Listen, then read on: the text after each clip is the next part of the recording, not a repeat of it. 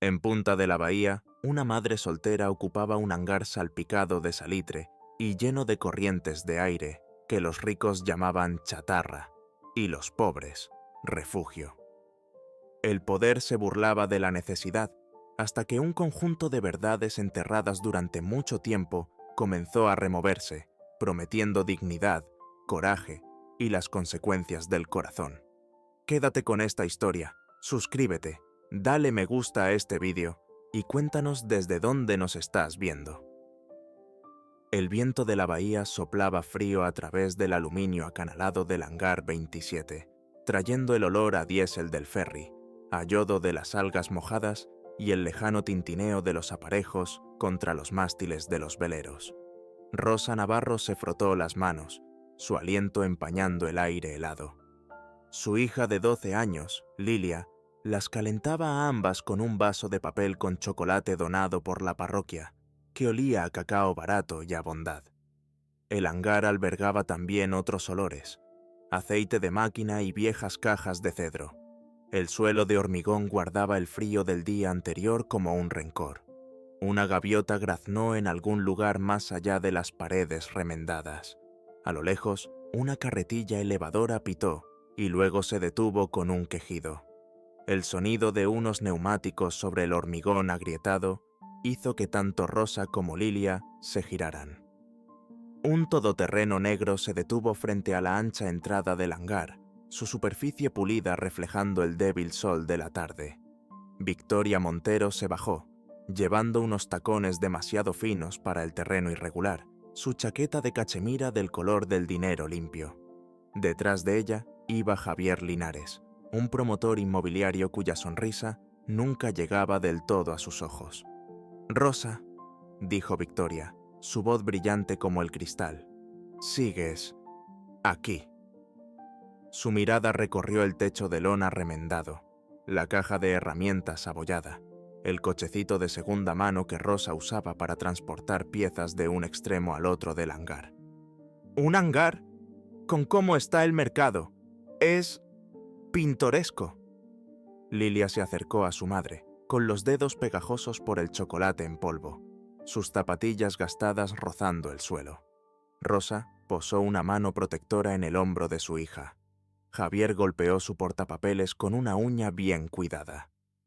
2 meses de retraso en los suministros, dijo sin preámbulos. La inspección técnica señaló problemas en el techo la semana pasada. Francamente, señora Navarro, esto es un nido de problemas a punto de estallar. Hizo un gesto abarcando el espacio como si su mera existencia lo ofendiera. Ríndase. No puede arreglar el pasado.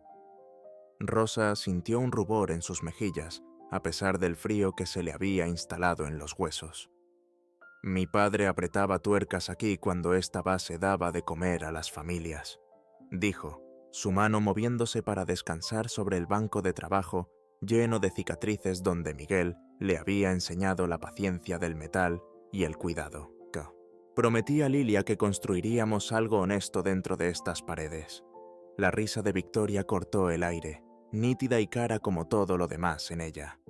El sentimentalismo no paga las facturas, Rosa. Sé práctica. Vende el contrato de arrendamiento, salda tus deudas, empieza de nuevo con algo pequeño, si puedes. Sus ojos se posaron en las zapatillas rozadas de Lilia, y su voz se suavizó, pero de alguna manera se volvió más afilada. Los niños necesitan estabilidad, no fantasías. El viento sacudió la piel corrugada del hangar, encontrando cada junta y cada grieta.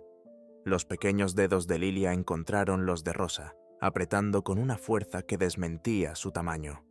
A su alrededor, el hangar contuvo la respiración. Metal, madera, madre, hija, y el sonido de la bahía rompiendo. Hasta que solo quedó un silencio pesado, lleno de indignación, demasiado sólido para tragarlo. «Nos las arreglamos», dijo finalmente Rosa, palabras sencillas pero respaldadas por el peso de los años. «El hangar se queda en la familia».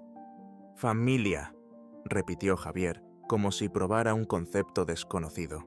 «Bueno, la familia no importará cuando el ayuntamiento ponga un candado en la puerta». Le tendió un papel de su portapapeles. Último aviso. La vista está fijada para el mes que viene. Yo empezaría a hacer las maletas si fuera usted. Victoria se ajustó la chaqueta contra una ráfaga repentina que barrió el hangar. «Podríamos hacer esto más fácil», ofreció, su tono sugiriendo generosidad mientras sus ojos calculaban metros cuadrados.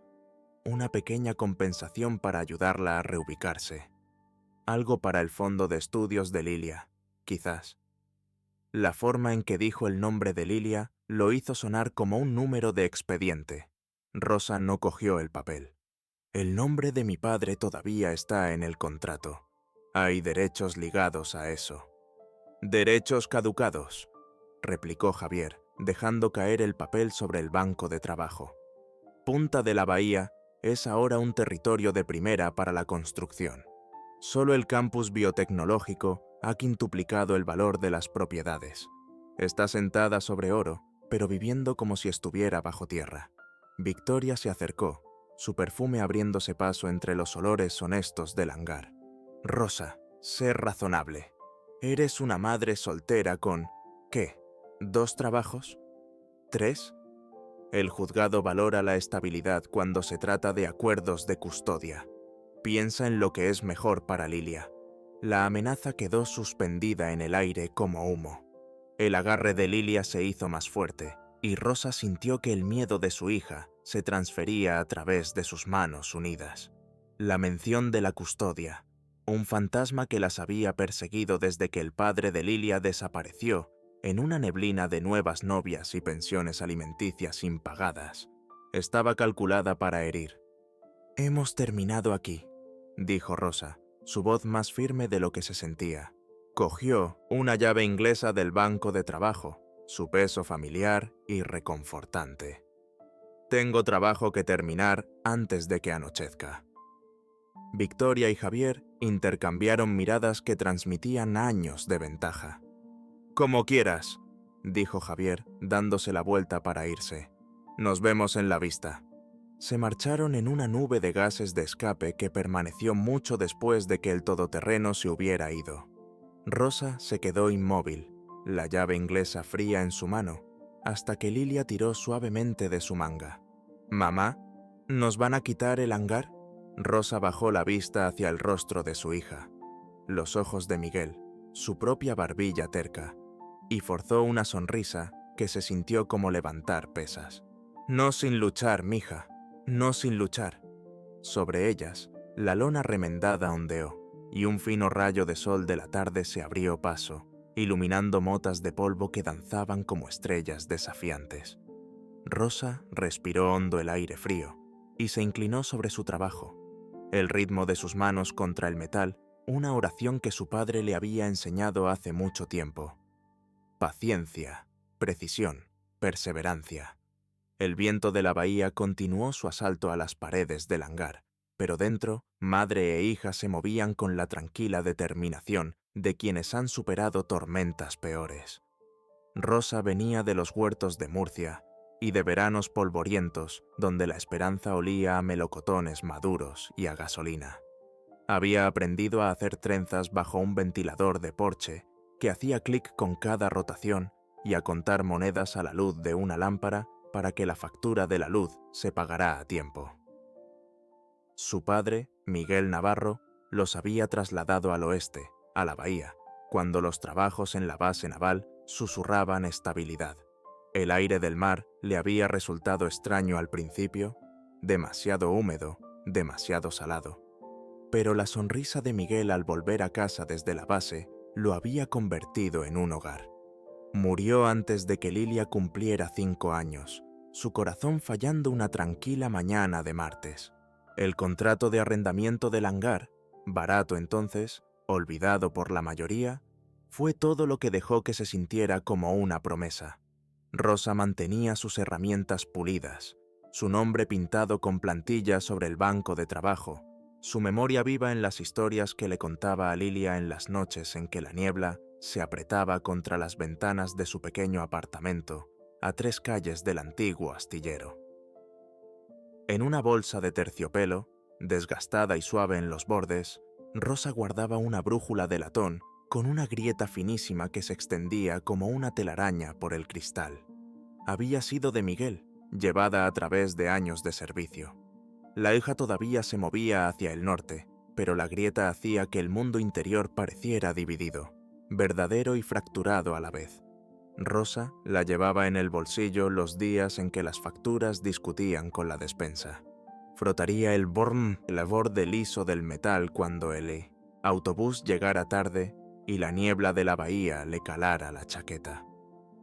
«Mamá, ¿el norte cambia alguna vez?», le había preguntado Lilia una vez, sus pequeños dedos trazando la grieta en el cristal. «Los polos magnéticos se desplazan con el tiempo», había respondido Rosa, recordando algo que Miguel le había contado. «Pero lentamente, demasiado lento para que lo notemos en una vida». «Entonces, ¿podemos confiar en ella?». Rosa había cerrado los dedos de su hija alrededor de la brújula. «Podemos confiar en lo que significa, que hay una dirección, incluso cuando no podemos ver el sol». Lilia, toda codos y mapas estelares ahora a los 12, tenía la paciencia de su padre y el amor de su abuelo por los tornillos y los misterios. Después del colegio, mientras Rosa trabajaba en su segundo turno en la cafetería, Lilia iba al hangar con el señor Eladio, su vecino de 2 puertas más allá. El mecánico de aviones jubilado, con manos como martillos suaves, le enseñó a Lilia a escuchar los sonidos honestos en un motor. «Confía en tu oído», le decía, acercando su cabeza a un pequeño motor que estaban reconstruyendo. «Las máquinas confiesan sus problemas si sabes cómo escuchar». Lilia asentía solemnemente. Luego dibujaba constelaciones con tiza en el suelo del hangar, entre las manchas de aceite, mientras el señor Eladio clasificaba piezas donadas. «Mamá», decía cuando Rosa llegaba, oliendo a café y a fatiga, «si alineamos la rendija del tragaluz con el cinturón de Orión, ¿no vendrán las estrellas a visitarnos aquí?». Rosa trabajaba por las mañanas en la cafetería El Ancla en la calle del Mar, calentando leche para cafés con leche, hasta que el olor se le quedaba en el pelo y en la ropa. Atendía a los clientes habituales que sabían su nombre pero no sus dificultades, sonriendo mientras hablaban de viajes en velero de fin de semana y reformas en casa. Por la tarde, estaría en el hangar, clasificando herramientas donadas, catalogando viejas cajas con el sello Armada Española y protegiéndose de las peores corrientes de aire con colchas que las señoras de la parroquia habían cosido con tela donada. Por la noche, sola en la mesa de la cocina mientras Lilia dormía, Rosa susurraba los números del alquiler a la brújula agrietada y creía, en silencio, persistentemente, que la vida podía dar un giro. El norte existía. Tenía que existir. Las visitas de fin de semana para la custodia con el padre de Lilia habían disminuido a una vez al mes, luego a los días festivos y finalmente a excusas. La pensión alimenticia llegaba esporádicamente, cada ingreso una sorpresa con la que Rosa no podía contar, pero por la que estaba agradecida de todos modos. Había aprendido a estirar cada euro, a encontrar dignidad en los espacios entre lo que necesitaban y lo que tenían. El hangar se convirtió en su ritual de los sábados. Lilia hacía los deberes en la mesa de la esquina, mientras Rosa arreglaba cosas que la gente había desechado. Lámparas con cables deshilachados, sillas con patas rotas, bicicletas con cadenas oxidadas. A veces vendía los artículos restaurados en el rastro, otras veces se los devolvía a sus dueños por lo que pudieran pagar. El trabajo mantenía sus manos ocupadas y su mente alejada de las preocupaciones. «Mi mamá puede arreglar cualquier cosa», le dijo una vez Lilia a un compañero de clase que había venido a recoger un monopatín reparado. El orgullo en su voz había calentado a Rosa más que cualquier día de verano. No era del todo cierto. Rosa no podía arreglar la gotera en el techo de su apartamento, ni la tos que mantenía a Lilia despierta algunas noches, ni el hecho de que en la cafetería estaban reduciendo horas, pero la fe en los ojos de su hija hacía que Rosa se irguiera, trabajara más duro, esperara con más fuerza. El señor Eladio pasaba la mayoría de las tardes, trayendo termos de té que sabían a su infancia y sabiduría ganada a través de décadas de escuchar motores y personas. «El hangar tiene buenos cimientos», decía, golpeando una viga de soporte con los nudillos que habían doblegado el metal de los aviones. «Construido para durar, incluso cuando la gente se olvida». Cuando Victoria Montero apareció por primera vez hace 6 meses, con el portapapeles en la mano y la ambición en los ojos, Rosa había pensado que era solo otra inspección. Punta de la Bahía había estado cambiando. Empresas tecnológicas levantando edificios de cristal donde antes había cuarteles, cafeterías reemplazando comedores, startups llenando espacios donde los marineros habían reparado equipos. Pero el hangar había permanecido, terco como la resolución de Rosa, un reducto de honestidad mecánica en un lugar que se estaba volviendo rápidamente elegante e inasequible.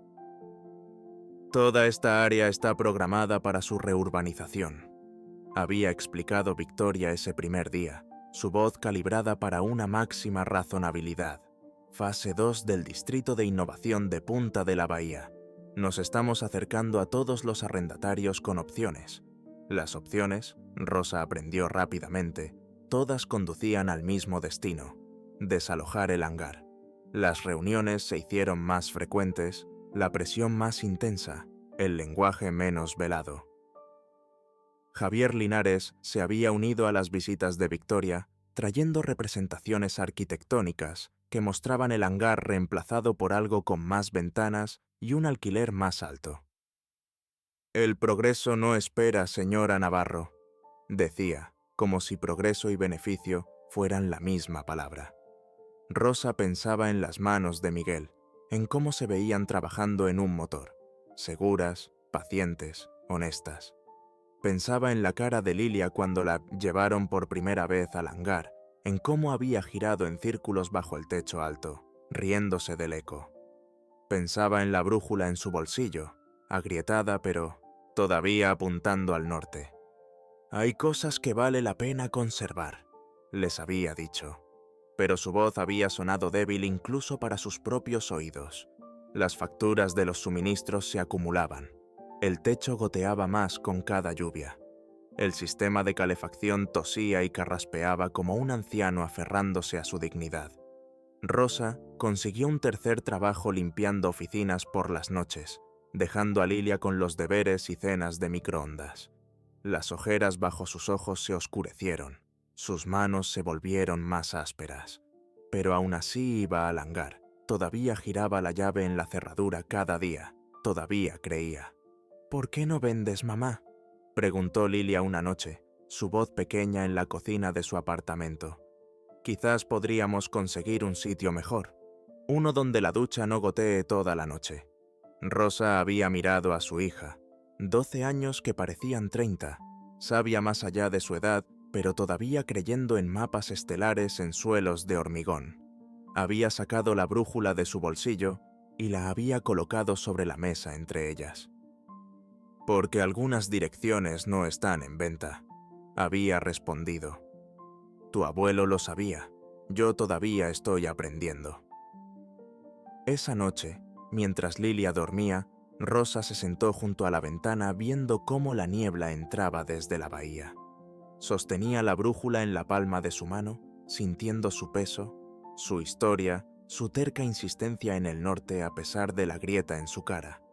Afuera, el mundo estaba cambiando, reorganizándose en algo que apenas reconocía. Pero la aguja seguía apuntando, seguía insistiendo en la verdad. «Muéstrame cómo, papá», susurró a la niebla, al recuerdo de las manos firmes de Miguel. «Muéstrame cómo mantener el rumbo cuando todo está cambiando».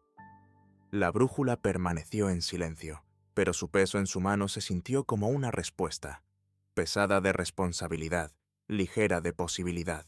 Rosa cerró los dedos a su alrededor y observó cómo la noche se hacía más profunda, su mente dando vueltas a números y esperanzas como si fueran piedras de preocupación, esperando que llegara la mañana y trajera consigo su particular coraje. El aviso llegó grapado a la puerta del hangar un martes por la mañana, la tinta roja tan fuerte como una sirena contra el papel blanco. Pendiente de pago. Infracción del código. Vista fijada. El papel ondeaba con la brisa de la bahía como un pájaro atrapado. Rosa lo arrancó, con los dedos entumecidos a pesar del débil sol de febrero que luchaba por abrirse paso entre las nubes. Las consecuencias venían en formas prácticas: el riesgo de perder el contrato, las estanterías de metal que ella y Lilia habían montado a duras penas, el rincón polvoriento donde un catre esperaba las tormentas que sacudían los apartamentos más baratos.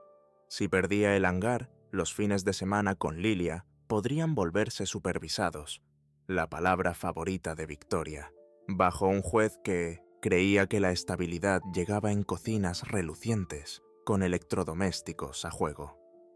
Rosa dobló el aviso y lo guardó en el bolsillo de su chaqueta, junto a la brújula.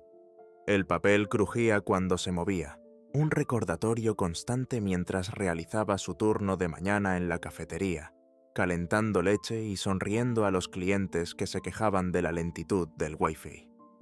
«Pareces cansada, cariño», dijo doña Carmen, una clienta habitual que dejaba exactamente 50 céntimos de propina todos los días. «¿Está todo bien con tu niña?» «Lilia está bien», respondió Rosa, limpiando el mostrador con más fuerza de la necesaria. «Solo unos papeles que arreglar». «Papeleo», asintió doña Carmen con conocimiento. «Algún día nos ahogará a todos». Para cuando Rosa llegó al hangar esa tarde, con el bolsillo pesado por el aviso, el todoterreno negro de Victoria ya estaba aparcado fuera. Esta vez había traído a un hombre con un traje del color del cemento húmedo, su maletín de cuero a juego con sus zapatos. Se mantuvo a una distancia prudente de los charcos que había dejado la lluvia de la mañana. «Rosa», llamó Victoria, como si fueran viejas amigas que se encuentran para almorzar. «Este es Eduardo Campos, del Banco Central». El hombre del banco asintió sin ofrecer la mano. Arrugó la nariz ante el olor del hangar: sal, nudillos despellejados, goma vieja. Y solo dijo: «Disposición de activos». Victoria se alisó la chaqueta y guió a Rosa hacia el banco de trabajo. «Hemos estado revisando la situación», dijo, sacando una carpeta con el logo del banco en relieve en la cubierta. «Y hemos llegado a una conclusión razonable. La propiedad requiere una inversión significativa para cumplir con la normativa. Los términos del contrato están desactualizados. La acción más prudente sería hacerse a un lado para que los profesionales puedan maximizar el potencial de la propiedad». Rosa dijo poco. La pena le apretaba la garganta, vieja y familiar como la grieta en el cristal de la brújula. Imaginó la despensa de la parroquia quedándose sin pasta, la cafetería recortando más turnos, el sonido de Lilia llorando en el baño donde pensaba que las paredes guardaban secretos. Imaginó las manos de Miguel, con grasa bajo las uñas, enseñándole a sostener una llave inglesa como una promesa. Cerró los ojos. «Podríamos ofrecer potencialmente un pequeño estipendio de reubicación», añadió Eduardo, su voz tan seca como los papeles que barajaba, condicionado, por supuesto, a la entrega voluntaria del contrato. A través de la puerta abierta del hangar, Rosa vio a Lilia acercándose, con la mochila colgada de un hombro, restos de tiza de su proyecto de arte del colegio todavía visibles en su manga. Victoria siguió su mirada y sonrió levemente. «Ah, su hija», dijo. «Quizás sea mejor continuar esta conversación sin oídos jóvenes».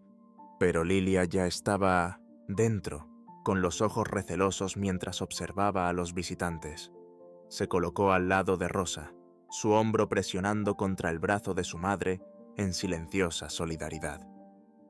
«Estamos discutiendo el futuro del hangar», le explicó Victoria a Lilia, su voz cambiando al tono cuidadoso que usan los adultos cuando creen que los niños no pueden entender la complejidad. A veces, los mayores tienen que tomar decisiones difíciles por el bien común. Lilia levantó la barbilla. «Este es nuestro lugar», dijo simplemente. Mi abuelo trabajaba aquí. Mi mamá arregla cosas aquí. Eduardo miró su reloj. La sonrisa de Victoria permaneció fija, pero algo en sus ojos se endureció. Por supuesto que tiene valor sentimental, pero el sentimentalismo no paga las reparaciones del techo, ni adecúa un edificio a la normativa. Alguien del equipo de Victoria, un joven con una tableta que había estado fotografiando los problemas estructurales del hangar, se rió entre dientes cuando notó el mapa estelar de tiza de Lilia en el suelo. El sonido resonó en el espacio alto, agudo y despectivo. Puede pensar en nuestra oferta, concluyó Victoria, cerrando su carpeta con un chasquido. Pero le recomiendo que no espere demasiado. La vista está fijada para el día 15 y estos asuntos tienden a moverse rápidamente una vez que están en marcha. Dejaron un fajo de papeles sobre el banco de trabajo, relucientes de lenguaje legal. Los zapatos del hombre del banco resonaron con precisión contra el suelo de hormigón mientras se marchaban. El motor del todoterreno cobró vida, caro y eficiente, y luego se desvaneció a medida que se alejaban. En el silencio que siguió, los hombros de Rosa se hundieron. Cogió el fajo de papeles, su peso desproporcionado a su tamaño, y lo dejó a un lado sin abrirlo. Lilia se quedó mirándola, con los ojos demasiado sabios para sus 12 años. ¿Mamá?, preguntó, su voz pequeña en la inmensidad del hangar. ¿Vamos a perder este lugar? Rosa quiso mentir, ofrecer una seguridad tan automática como respirar. En cambio, se sentó en el taburete del banco de trabajo y atrajo a Lilia hacia ella, aspirando el olor a día de colegio, a virutas de lápiz y a comida de comedor que se aferraba al pelo de su hija. No lo sé, mija, admitió. Estoy intentando encontrar una solución. Lilia asintió contra su hombro. Después de un momento, se apartó y preguntó, ¿puedo ayudar? La pregunta, simple, sincera, increíblemente grande, se le clavó en el pecho a Rosa como un anzuelo.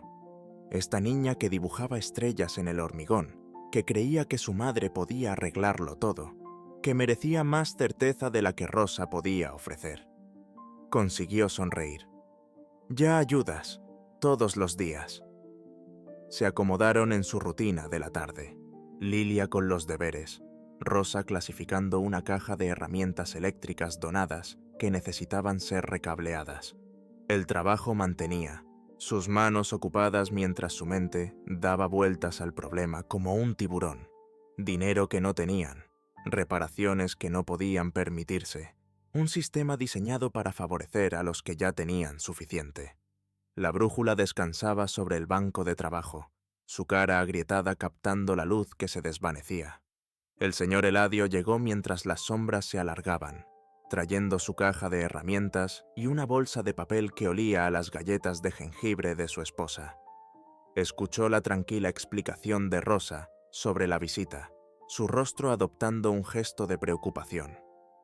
Se están moviendo más rápido, observó, partiendo una galleta por la mitad y ofreciéndole un trozo a Lilia. Algo ha acelerado su calendario. La expansión biotecnológica, probablemente, dijo Rosa. Han estado comprando todo al este de la calle Mayor. El señor Eladio carraspeó pensativamente, sus ojos recorriendo el alto techo del hangar. Este viejo lugar ha visto cosas peores que promotores con zapatos brillantes, dijo finalmente. Recuerda los años de la guerra, cuando todo era urgente y nada era seguro. Sus palabras quedaron suspendidas en el aire, extrañamente reconfortantes. Rosa miró a su alrededor, al espacio que se había convertido en algo más que paredes y un techo para ella. El banco de trabajo donde Miguel le había enseñado la paciencia, la esquina donde Lilia aprendió a andar en bicicleta, las estanterías que contenían donaciones clasificadas para los niños del barrio que necesitaban material escolar. El hangar contenía su historia, imperfecta pero suya. En la quietud de su contemplación surgió un nuevo sonido, un suave traqueteo en lo alto, regular e insistente, como una cosita discutiendo con su caja. El viento había cambiado. Un fino rayo de luz de la tarde se coló por un desgarro en la lona del techo y dio en una junta en las vigas que Rosa nunca había notado antes. Lilia siguió la luz con su dedo. «Mamá», susurró, subiéndose al banco de trabajo para ver mejor. «Mira, hay letras ahí arriba». Rosa y el señor Eladio se acercaron, entrecerrando los ojos hacia donde Lilia señalaba. Efectivamente, desvaído pero visible contra la viga de metal, alguien había pintado un texto. Caja A7. No retirar. «Está detrás de ese panel de chapa», continuó Lilia, la emoción creciendo en su voz. «¿Ves cómo está sujeto de forma diferente? ¿Con esos tornillos raros?» Las cejas del señor Eladio se alzaron. «Buen ojo, joven ingeniera», dijo, con una nota de respeto en su voz. «Eso no es original de la estructura». El traqueteo volvió a sonar, un golpe paciente desde una habitación vieja que nadie había visitado en años. Rosa sintió que algo se movía en su pecho. No exactamente esperanza, demasiado frágil para eso, sino una corriente de posibilidad donde antes solo había habido resignación. «¿Podemos mirar?», preguntó Lilia, ya alcanzando la pantalla. «Escalera de mano». Rosa miró el fajo de papeles de Victoria, el aviso con tinta roja arrugado en su bolsillo, la brújula agrietada que todavía insistía en una dirección. Pensó en Miguel, que le había enseñado que las respuestas a veces se esconden a simple vista, esperando la pregunta correcta. «Esperaremos hasta la noche», decidió, «cuando todos se hayan ido por hoy». El señor Eladio asintió, con la comprensión en sus ojos. «Traeré mi escalera buena», dijo simplemente, «y mi juego de llaves de vaso». Mientras la luz de la tarde se desvanecía, Rosa observó a Lilia terminar sus deberes, el lápiz de la niña moviéndose sobre el papel con la misma precisión cuidadosa que Miguel había aplicado una vez a las piezas de un motor. Afuera, las gaviotas giraban contra el cielo que se oscurecía, sus graznidos llegando desde la bahía. Dentro, el hangar contenía la respiración, metal y memoria y la posibilidad de secretos guardados durante mucho tiempo. Rosa tocó la brújula en su bolsillo, sintiendo su peso familiar contra la palma de su mano. El norte todavía existía, incluso en la oscuridad. Quizás, pensó, observando el rostro concentrado de Lilia y las manos firmes del señor Eladio mientras organizaba sus herramientas, quizás encontrarían su rumbo todavía. El viento arreció, silbando a través de las juntas del hangar, pero el sonido ya no parecía una amenaza. En cambio, llevaba una nota diferente. Anticipación, posibilidad, el susurro de una marea cambiante. Rosa enderezó los hombros y comenzó a despejar el banco de trabajo, haciendo espacio para lo que la noche pudiera revelar. Esperaron hasta que el cielo se tiñó de atardecer y la última sirena del ferry sonó al otro lado del agua. Las gaviotas se habían calmado, buscando refugio para la noche, y las luces de la ciudad al otro lado de la bahía comenzaron a parpadear como estrellas terrenales. El señor Eladio regresó con su escalera extensible y una sonrisa cautelosa, las herramientas en su bolsa de lona tintineando suavemente mientras las dejaba en el suelo.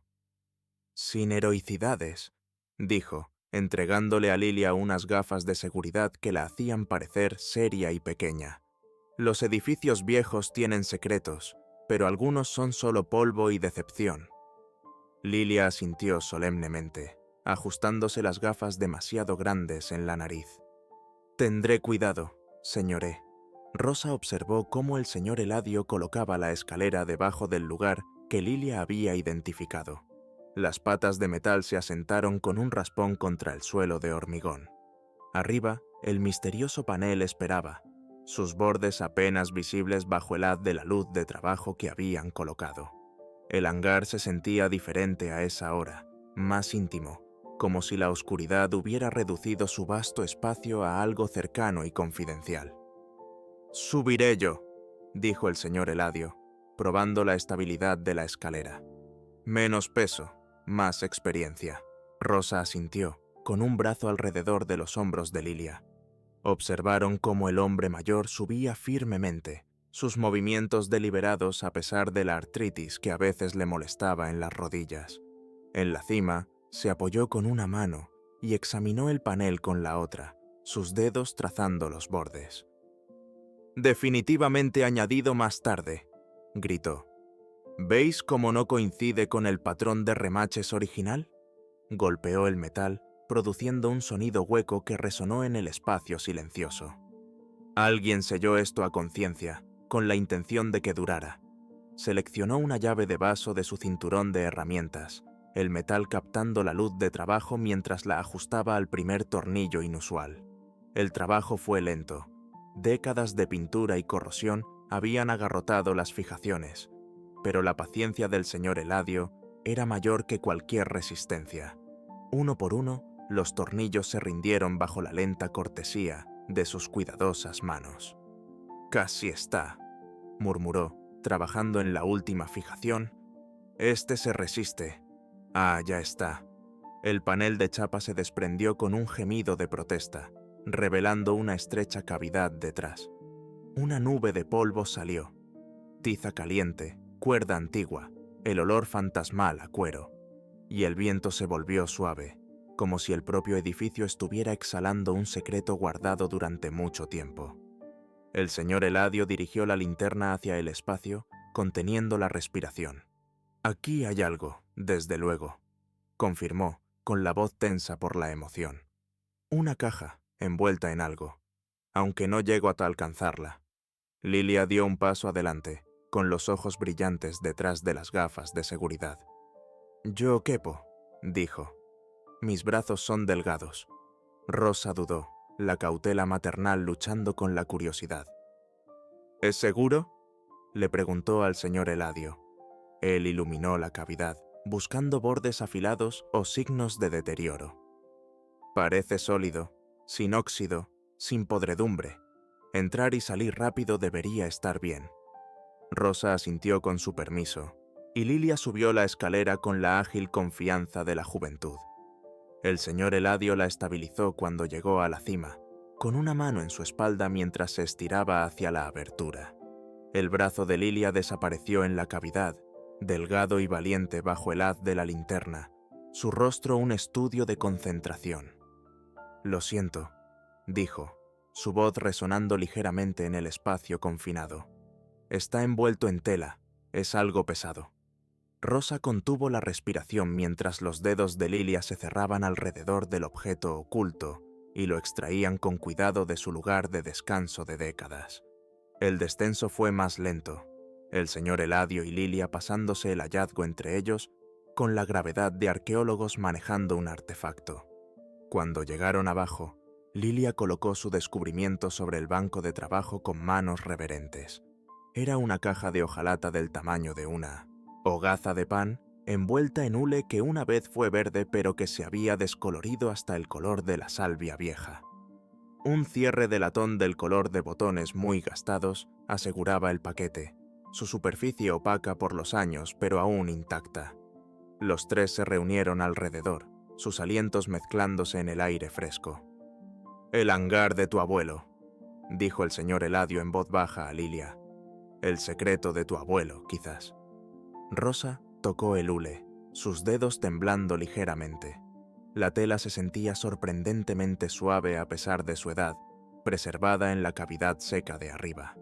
Lo desenvolvió con cuidado, revelando una caja de hojalata pintada de azul marino, con letras doradas desvaídas. «Base Naval de la Bahía, División de Registros». La bisagra se quejó cuando Rosa la abrió, un suspiro que sonó a alivio después de un largo confinamiento. Dentro, el hangar ofreció su memoria en capas de papel cuidadosamente conservado. Encima había mapas topográficos de punta de la bahía, dibujados con mano firme, los bordes doblados por la edad, pero las líneas aún precisas. Rosa los extendió sobre el banco de trabajo, las formas familiares de la península enfocándose bajo la luz de trabajo. Ciertos edificios estaban rodeados con un círculo, números anotados en los márgenes, incluido el hangar 27, su hangar, marcado con una estrella. Debajo de los mapas, un libro de contabilidad gastado encuadernado en lona verde desvaída. Rosa lo abrió con cuidado, el lomo crujiendo con la edad. Páginas de columnas ordenadas, nombres y fechas y horas que se remontaban a la década de 1940. Se le cortó la respiración cuando encontró una entrada. Navarro, Miguel. Reformas estructurales, Hangar 27. Seguida de una lista de fechas y horas que abarcaban años. La vida laboral de su padre, documentada en tinta que se desvanecía. «Estuvo aquí más tiempo de lo que pensaba», murmuró, trazando la entrada con la punta de su dedo. «Todos estos años». Más adentro en la caja había una carta con membrete oficial de la Armada, el papel todavía crujiente a pesar de su edad.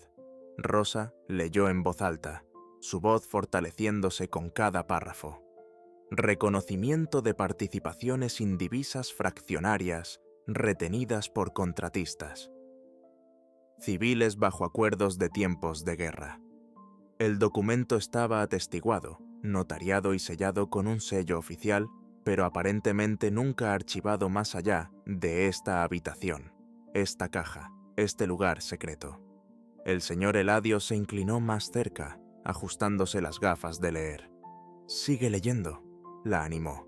«Hay más aquí».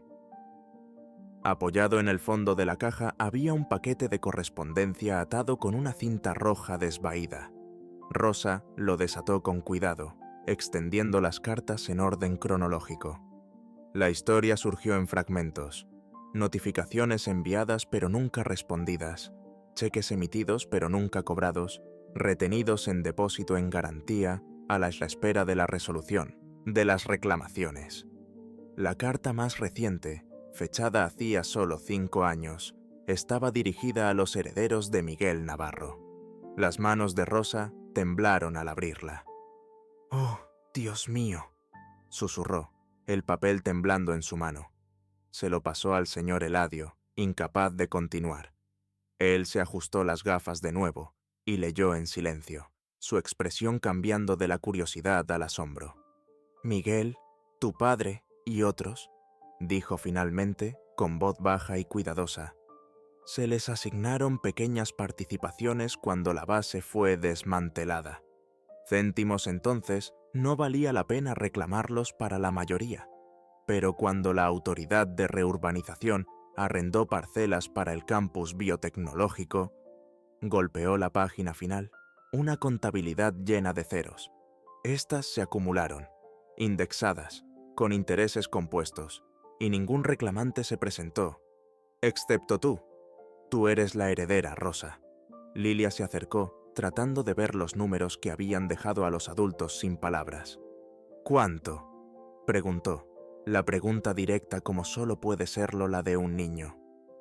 El señor Eladio dijo una cifra que hizo que a Rosa le flaquearan las rodillas. Se agarró al borde del banco de trabajo, la madera sólida anclándola mientras la habitación parecía inclinarse. «Eso no puede ser correcto», susurró. «Oh, es correcto», confirmó el señor Eladio, rebuscando entre los documentos adjuntos. «La parte de tu padre, más los intereses, más las penalizaciones por no notificar adecuadamente a los beneficiarios. Está todo aquí, todo legal». Rosa sintió que la brújula en su bolsillo giraba como si la propia tierra se hubiera acordado de ella. El coraje surgió, no ruidoso, sino limpio. La dignidad volvió a instalarse en sus hombros. Miró a Lilia, cuyos ojos reflejaban tanto confusión como una esperanza incipiente. «Llevaremos esto a alguien honesto», dijo, su voz más firme de lo que esperaba. «Dejemos que los papeles hablen por sí mismos». Lilia miró de su madre a los documentos esparcidos por el banco de trabajo, comprendiendo que algo fundamental había cambiado. «¿Significa esto que podemos quedarnos con el hangar?», preguntó. Rosa abrazó a su hija, sintiendo su calor contra el frío de la noche. «Significa que tenemos una oportunidad de luchar, mija. Significa que tu abuelo todavía nos está cuidando». Afuera, la bahía lamía la orilla, constante como el tiempo. Dentro, bajo el alto techo del hangar 27, la fortuna de una familia había cambiado gracias al descubrimiento de una caja que había esperado pacientemente a que las manos adecuadas la encontraran. El señor Eladio comenzó a organizar cuidadosamente los documentos, sus movimientos precisos y reverentes. «Mañana a primera hora», dijo, «encontraremos un abogado que recuerde a qué sabe la justicia». Rosa asintió, su mano sobre la brújula en su bolsillo. Por primera vez en años, su peso se sentía como una posibilidad en lugar de una carga. El norte todavía existía, y ahora, increíblemente, tenían un mapa que seguir. Las noticias corrieron como la marea por la bahía. Primero una onda, luego una corriente, y finalmente una ola imposible de ignorar. Para cuando Rosa y Lilia subieron los escalones de piedra del ayuntamiento, las furgonetas de televisión esperaban a lo largo de la calle, su zumbido diésel bajo e impaciente en el aire de la mañana. Los reporteros se aferraban a sus tazas de café contra el frío, sus ojos siguiendo a madre e hija mientras se acercaban a la entrada. «Señora Navarro, ¿es cierto lo del acuerdo? Lilia, ¿qué se siente al ser rica de repente? Rosa, ¿va a reclamar daños y perjuicios a la autoridad de reurbanización?» Rosa mantuvo la cabeza alta, con un brazo alrededor de los hombros de Lilia, guiándola a través del aluvión de preguntas. Se habían preparado para este momento durante 3 semanas, desde que la señorita Cifuentes había aceptado llevar su caso pro bono. La abogada de la Asociación de Defensa de los Inquilinos había revisado cada documento de la caja de hojalata, sus ojos abriéndose de par en par con cada página. «Esto no es solo una reclamación», le había dicho a Rosa durante su primera reunión en su modesta oficina encima de un restaurante. «Esto es un ajuste de cuentas». Dentro del salón de plenos, el aire olía a barniz, a papel y a colonia nerviosa. Las luces fluorescentes zumbaban en lo alto, proyectando sobre todos la misma palidez poco favorecedora. Los bancos de madera ya se estaban llenando de espectadores. Vecinos de la punta, empleados municipales curiosos, periodistas con libretas y grabadoras. Victoria Montero estaba sentada en la segunda fila, su sonrisa delgada y profesional, el teléfono boca abajo en su regazo. Javier Linares susurraba urgentemente a un abogado con gemelos en forma de ancla. La señorita Cifuentes las recibió en la puerta, con el pelo recogido en un moño práctico, su voz suave pero incisiva mientras les informaba sobre los acontecimientos de última hora. «Han intentado acelerar la vista por la infracción del código», dijo, guiándolas a sus asientos en la mesa delantera. «Una táctica de presión clásica, pero nosotros tenemos la palabra primero». Rosa asintió, colocando la caja de hojalata con cuidado sobre la mesa. Su peso se sentía significativo, como si no contuviera solo papeles, sino años de justicia ignorada. Lilia se sentó a su lado, solemne con la camisa que habían encontrado en la tienda de segunda mano el día anterior, sus zapatillas recién lavadas, pero aún con débiles marcas de tiza. La sala se silenció cuando los concejales entraron, ocupando sus lugares detrás del estrado curvo, con su madera pulida y sus micrófonos. La alcaldesa, una mujer con el pelo veteado de plata y reputación de ser justa, declaró abierta la sesión con 3 golpes secos de su mazo. «Estamos aquí hoy para una audiencia especial sobre reclamaciones de propiedad en Punta de la Bahía, específicamente en relación con el hangar 27», anunció, su voz resonando claramente en la sala.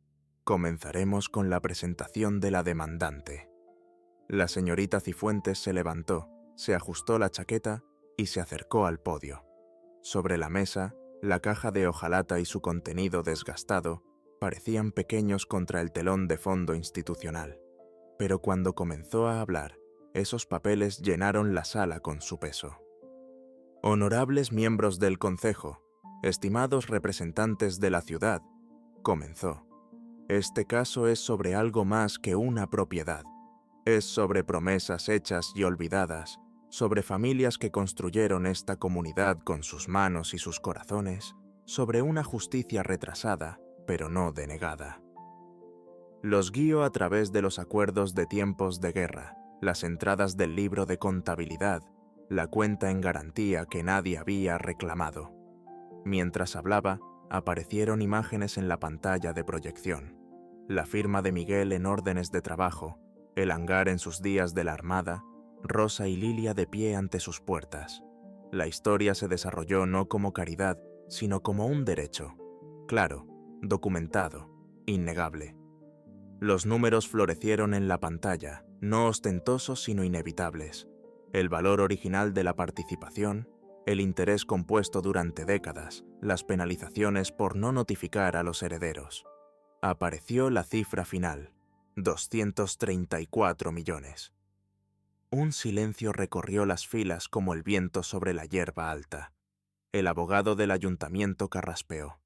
A un reportero se le cayó un bolígrafo, el pequeño sonido desproporcionadamente fuerte en el silencio. «La ley es clara», concluyó la señorita Cifuentes, su voz firme e intransigente. «Mi clienta no pide venganza, solo reconocimiento y el derecho a conservar el lugar donde las manos de su padre se ganaron la vida». En algún lugar afuera, una gaviota graznó con una sincronización perfecta.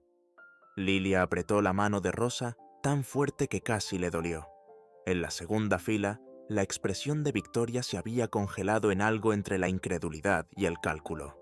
La alcaldesa se volvió hacia el representante legal de la ciudad. «Letrado, ¿su respuesta?» El hombre se levantó lentamente, con el rostro grave.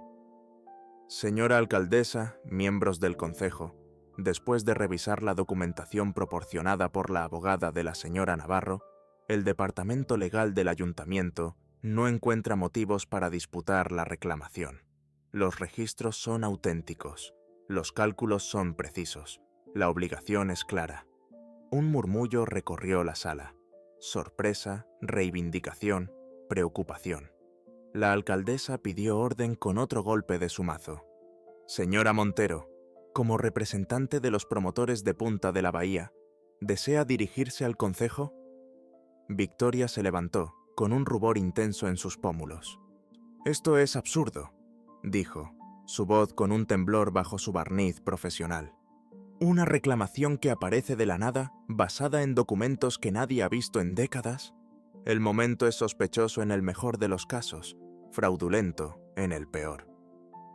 Se dirigió al podio, cada clic de sus tacones agudo contra el suelo. «Nuestro consorcio ha invertido millones en la revitalización de Punta de la Bahía. Hemos creado empleos, mejorado la infraestructura, aumentado el valor de las propiedades en toda la zona. Permitir esta ganancia inesperada basada en un tecnicismo sentaría un precedente peligroso». Mientras hablaba, Rosa notó que algo cambiaba en la expresión de Victoria. Un destello de reconocimiento al mirar hacia abajo y ver el polvo de tiza en las zapatillas de Lilia. Las mismas marcas que había descartado semanas antes, como prueba de su inadecuación. Victoria titubeó a mitad de la frase, el filo de su argumento de repente embotado. Javier parecía muy pequeño sin su portapapeles, su rostro pálido mientras observaba cómo sus planes cuidadosamente construidos se desmoronaban en tiempo real.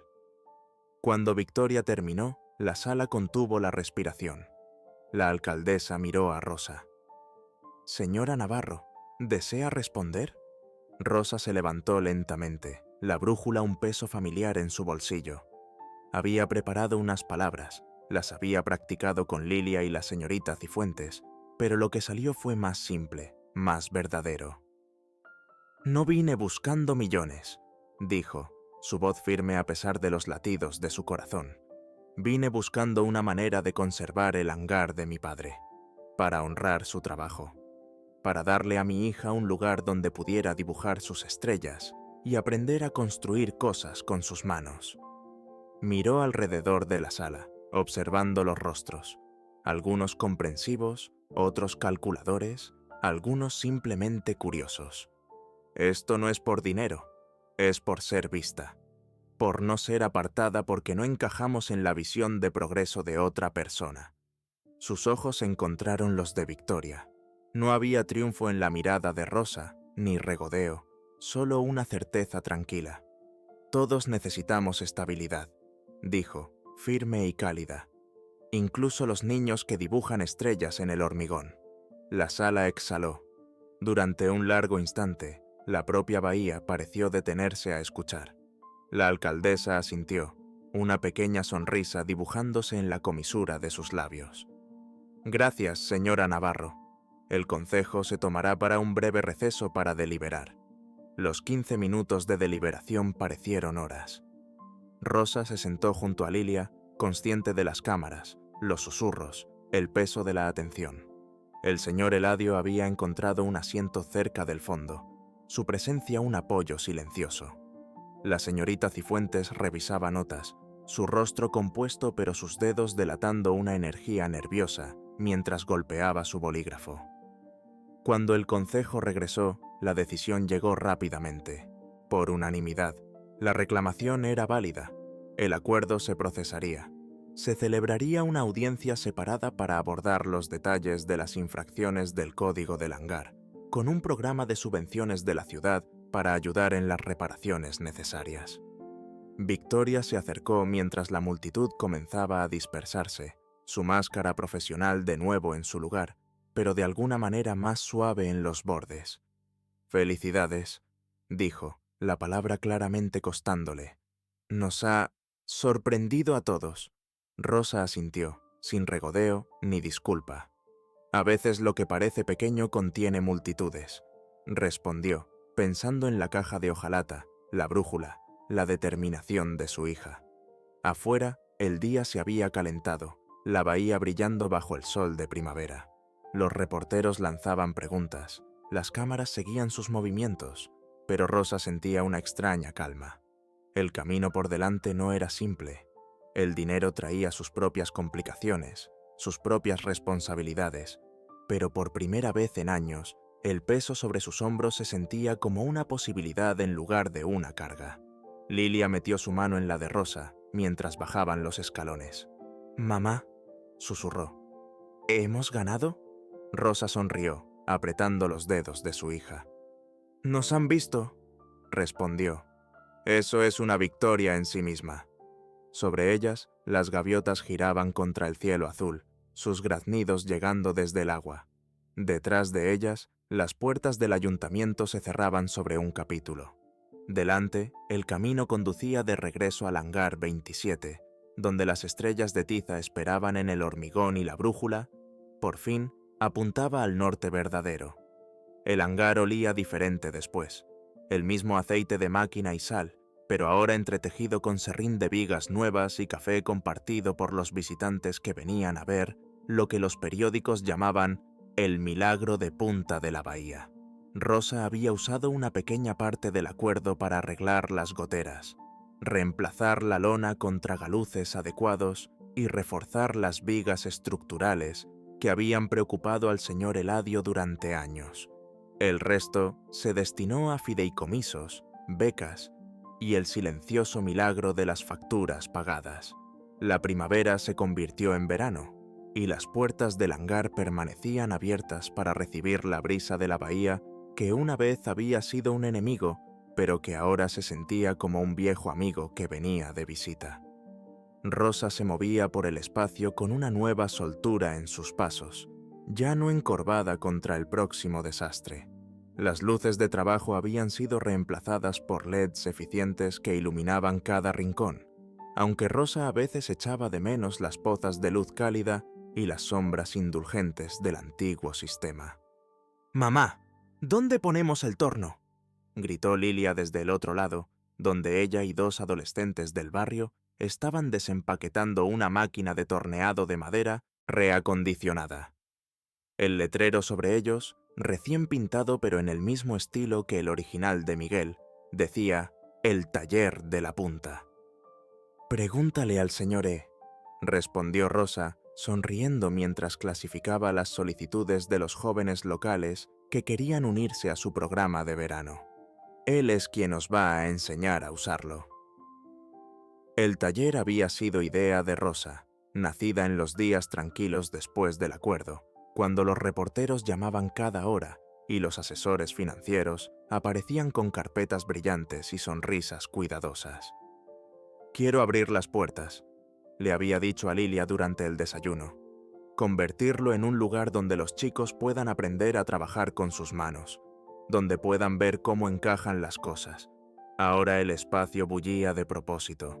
Los adolescentes aprendían a cepillar cedro, coser velas, reconstruir bujes de bicicleta y escribir currículums en una mesa limpia junto a un limonero en maceta que la esposa del señor Eladio había insistido en que traería buena fortuna.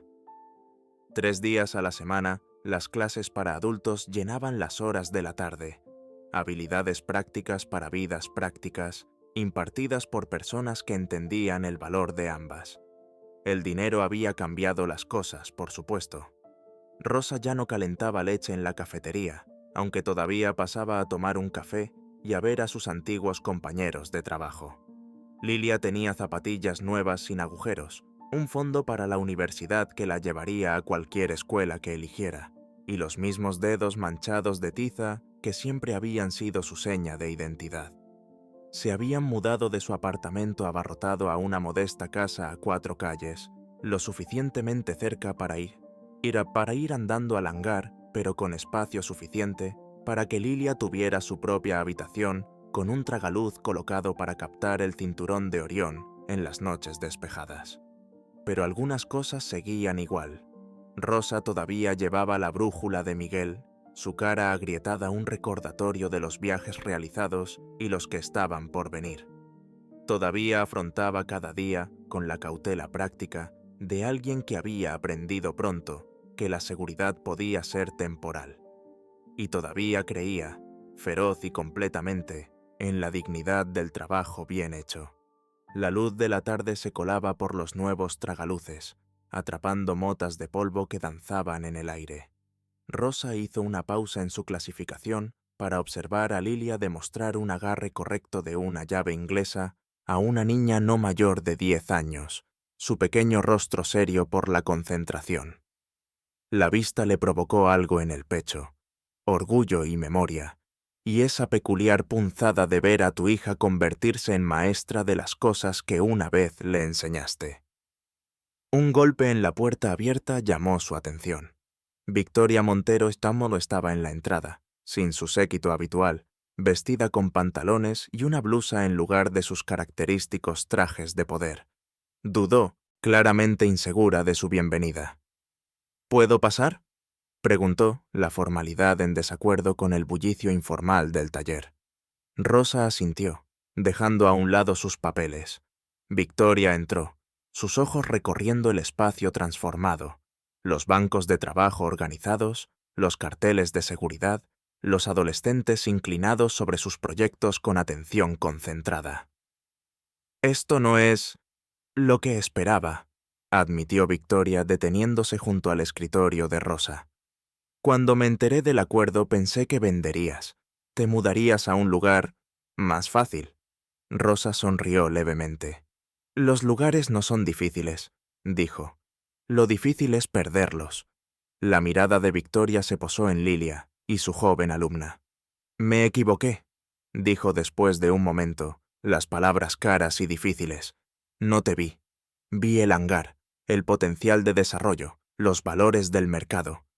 Pero no te vi a ti». La admisión quedó suspendida entre ellas, más pesada por su simplicidad. Rosa asintió. «Somos difíciles de ver cuando lo llevamos todo a cuestas», respondió. No ofreció absolución, pero extendió su mano. Se la estrecharon, no como amigas todavía, pero sí como seres humanos. «Tu programa», dijo Victoria señalando el ajetreado taller. «¿Considerarías expandirlo? Hay otros espacios en la punta, otras comunidades que podrían beneficiarse». Rosa consideró la oferta, escuchando la rama de olivo bajo la propuesta de negocio. «Podríamos hablarlo», concedió. «Con un café, quizás, la semana que viene». Victoria asintió, algo parecido al alivio cruzando su rostro. «Me gustaría». Después de que se fuera, el señor Eladio apareció al lado de Rosa, limpiándose el serrín de las manos. «Visita interesante», observó, su tono neutral pero sus ojos curiosos. Rosa se encogió de hombros. «El mundo es lo suficientemente grande para las segundas oportunidades», dijo, haciéndose eco de algo que Miguel le había dicho hace mucho tiempo. «Incluso para la gente con zapatos caros». A medida que se acercaba la noche, el taller comenzó a vaciarse. Adolescentes que se iban a casa con proyectos bajo el brazo. Estudiantes adultos que recogían herramientas y consultaban las hojas de inscripción para la siguiente clase. Rosa y Lilia se movieron a través de su rutina de cierre, una danza de responsabilidad compartida que habían perfeccionado durante semanas de práctica. «¿Subimos a la pasarela antes de cerrar?», sugirió Lilia, dirigiéndose ya hacia la escalera que llevaba a la estrecha pasarela cerca del techo. Se había convertido en su tradición, esta subida al final del día para ver la bahía desde el punto más alto del hangar. Los peldaños de metal se sentían fríos bajo las palmas de Rosa mientras seguía a su hija hacia arriba. En la cima, el aire olía a metal caliente y a océano, con matices del trabajo del día, virutas de madera, aceite de máquina, el café que se había enfriado en la taza de Rosa mientras ayudaba a un adolescente a rellenar su primera solicitud de empleo. Se quedaron una al lado de la otra, mirando a través de las altas ventanas las luces de la ciudad que comenzaban a despertarse al otro lado del agua. La bahía se extendía ante ellas, vasta y constante, las mismas aguas que habían llevado a Miguel a esta orilla décadas atrás. «Mamá», dijo Lilia, su voz pequeña en el gran espacio. «¿Fue suerte? ¿Encontrar la caja cuando lo hicimos?» Rosa metió la mano en el bolsillo y tocó la brújula agrietada. Luego la colocó en la palma de Lilia. El peso familiar pasó entre ellas como una herencia. «Tu abuelo guardaba registros», respondió. «Creía en el papel y en las pruebas. Nosotros escuchamos. Seguimos adelante».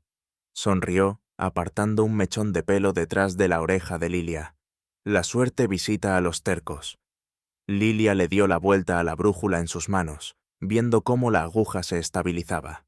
«¿Qué le decimos a la gente cuando pregunte por el tesoro?», preguntó, refiriéndose a los reporteros que todavía llamaban de vez en cuando, a los vecinos que susurraban sobre millones, a los extraños atraídos por las historias de fortuna de la noche a la mañana. Rosa apoyó su hombro en el de su hija, sintiendo su calor sólido. «Diles que encontramos nuestra dirección», dijo simplemente. Debajo de ellas, el taller se sumió en el silencio de la noche. El señor Eladio apagó la última luz de trabajo, dejando solo el suave resplandor de las lámparas de seguridad. Alguien había dejado una casita para pájaros a medio terminar en un banco de trabajo, su techo esperando las manos de mañana. Una tetera silbó en la pequeña zona de cocina que habían añadido, y uno de los estudiantes adultos que se había quedado hasta tarde para terminar un proyecto estaba afinando una guitarra, las notas flotando como pájaros dentro de las costillas del edificio.